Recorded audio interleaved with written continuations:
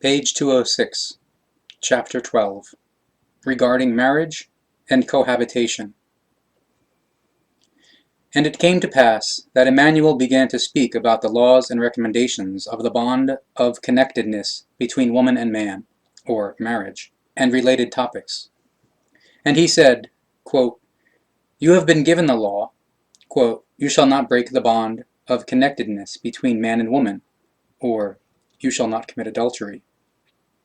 Despite this, however, the human being commits the breach of the bond of connectedness, or adultery, and fornication, thus violating the laws and recommendations of the bond of connectedness, or marriage, between woman and man. And it is written thus, quote, whosoever breaks the bond of connectedness or marriage between woman and man, or commits adultery, and commits fornication shall be punished, because the fallible are unworthy of the life and its laws and recommendations. Thus they shall be separated from men or women, or separated to a place of fulfillment of guidelines." And Emmanuel also spoke about the laws and recommendations of the bond, which are given as words of honor, or word of honor, promise, pledge, vow, obligation, bindingness, etc. Thus, it is an obligation, or duty, that it becomes followed, or becomes fulfilled, complied with. But if the given word of honor is offended against, or is contravened, there shall be a fit or appropriate prosecution, or punishment, reprimand, damage settlement, etc. For this, always measured in accordance with the disadvantages or suffering of or losses, such as arise from the bond when it becomes broken.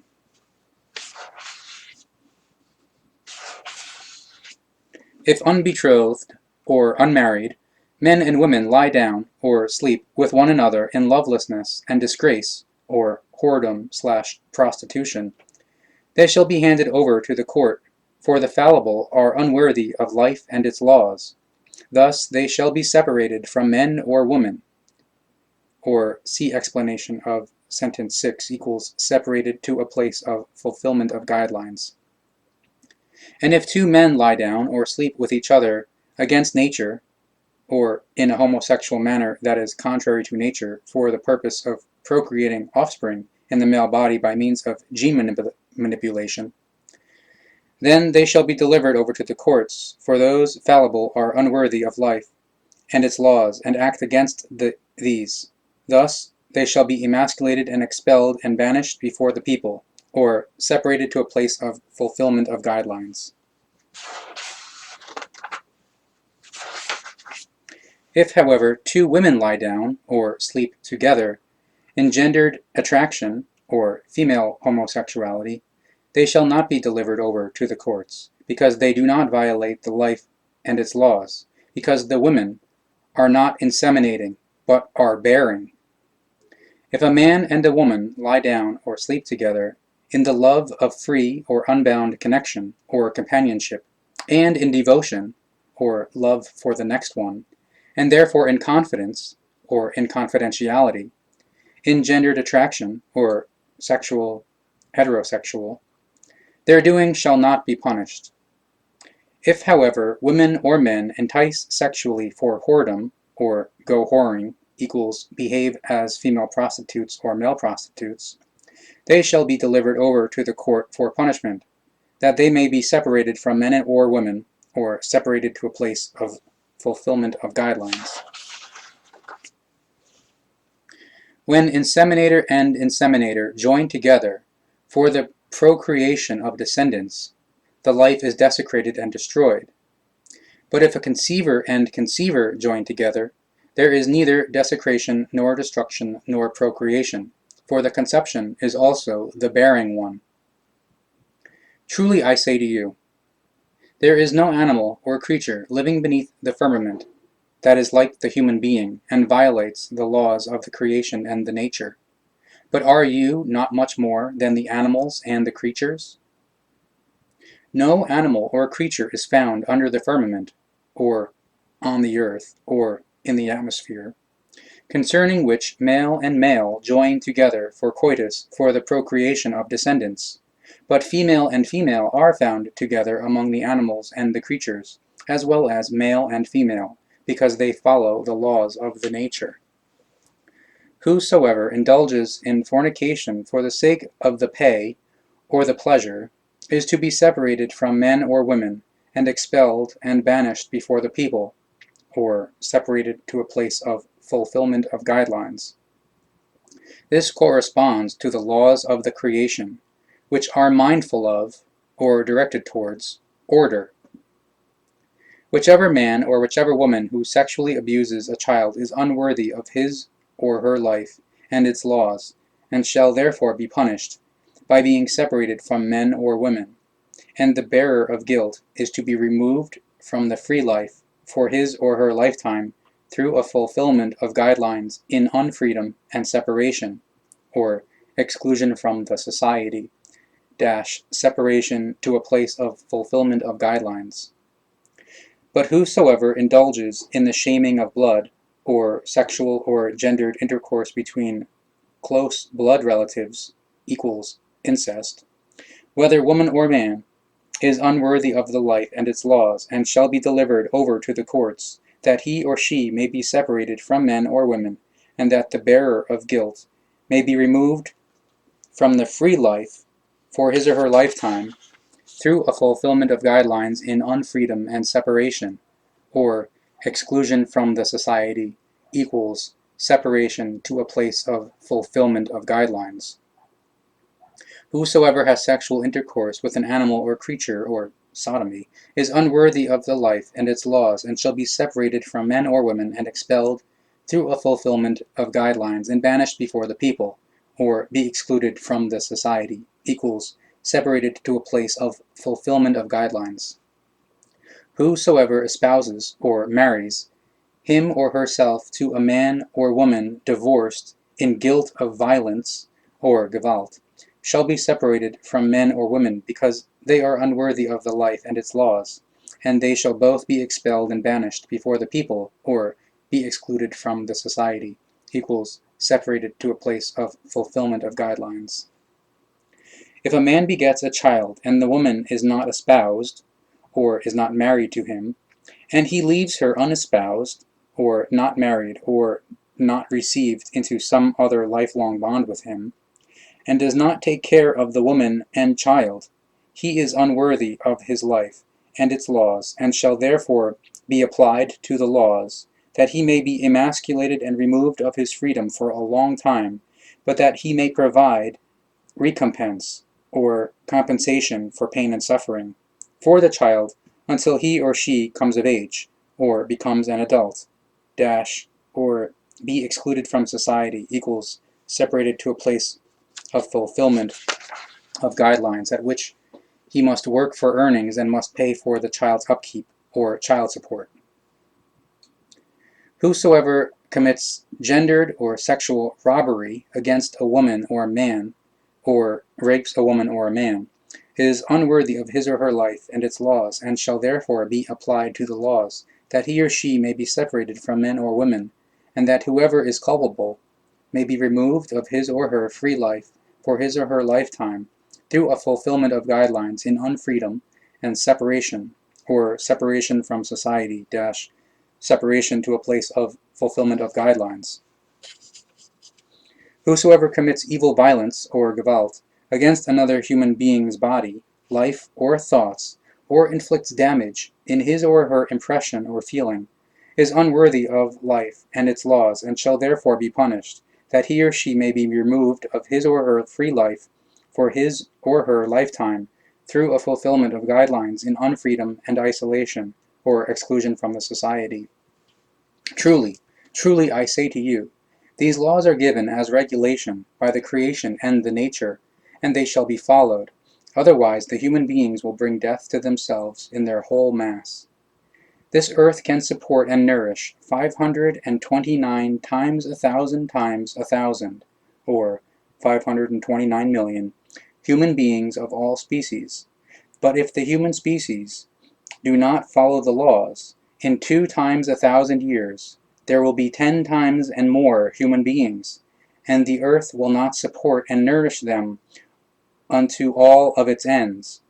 Therefore, hunger will then reign, or the earth will then no longer be able to nourish the human beings everywhere. Consequently, great famines will appear. The demon, which will bring great hardship and hunger and evil cataclysms, or catastrophes, into the whole world, with far-reaching or worldwide and oversized or tremendous destructions by the nature, will be founded in the human species' narrow-mindedness or unintellect, and evil-doing and guilt since old time, and will also bring itself in well into the time to come, or future. And so great unhuman wars will break out into the coming time over and over again unto the ends of the world, or worldwide, and raging or rampant illnesses and infirmities will bring innumerable deaths, and in the coming time unto the ends of the world, or worldwide, the unpeace will rule the human species, who will kill themselves in large accumulations or masses, and those who will survive without suffering or disadvantage will not know what to do about it, or will not be able to do anything about it, or even many of them will fall into the unconcernedness or disinterest and apathy. Truly I say to you, there will be wailing and chattering of teeth when so much human blood drenches the sands of the earth that new life forms, or viruses, epidemics, and mutations, etc., arise from it. Thus the final horror will come upon the human species. But on this day and throughout all times, everything good is permitted to you, and to you are given the laws and recommendations by which you are to live, so that there will be love and peace and consonance or harmony, and so that the insidiousness and malice and all evils of the wretchedness or badness among the human species will be carried away, or vanish/be resolved, and no war cries will resound over the earth any more.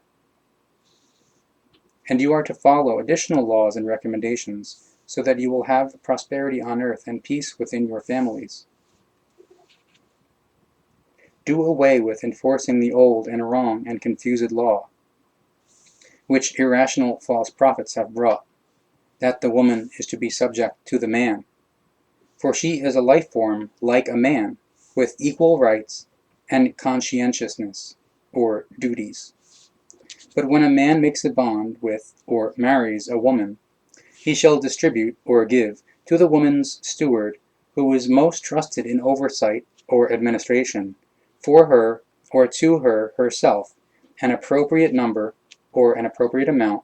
as security, or adequate wealth, so that she will not suffer from lack of necessities. Likewise, goods, as a mourning gift, or dower, bride wealth, also applies, which shall be devoted to or belong to the woman.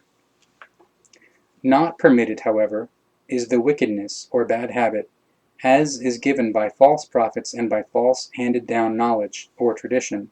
that an assessment or price is to be paid, or from the man, bridegroom, for the woman, to her father or mother or brothers or relatives, or uncle, aunt, etc., or to a matchmaker, or deliverer, or dealer. Likewise not permitted is the wickedness or bad habit, as will be given by false prophets and by false handed-down knowledge or tradition, that a mourning gift or dowry is given from the father or the mother, or from the brother, or from relatives for the woman, or daughter, sister, or one entrusted to the care of another, and is an obligation or duty, so this is entitled to the man or bridegroom, who makes the bond with or marries the woman. This is permitted to the father and mother and relatives only, as a gift, so the gift is given unbidden, or free willingly, and thus no call, or no demand, no longing, by the woman, the daughter, or the man, or bridegroom, is given. The man is the sustainer and provider, or breadwinner, for woman and child, so the woman regulates the house, or maintains the housekeeping and keeps order, and protects and raises the descendants. Therefore the woman, like the man, carries out an endeavor, or work, be it by contributing to all necessary allowances, or subsistence equals nourishment, food, clothing, and maintaining of all needs. The number or amount for the security of the woman, and the mourning gift, or dower, shall therefore be calculated for each year of life of the woman. Therefore, sufficient pieces of silver, or money, and property, or dower, and furnishings, shall be given. So she will be measured according to her own knowledge and mastery, or abilities, capabilities, and according to her own strength, or she can have free rein with her own money in terms of her needs, and if her health is not lacking. The number, or the amount, shall not be considered that of a trade or purchase, but as security for the woman, so she will not suffer from want. The bond of matrimony, or marriage bond, or other lifelong bond, between man and woman shall be permitted only if both are clear in discernment or intellect, and capable of conducting a bond or marriage according to the given laws. Also, a matrimony or a marriage bond or other lifelong bond between man and woman shall only be permitted if they are uncorrupted, or normal, healthy, in the spirit or consciousness,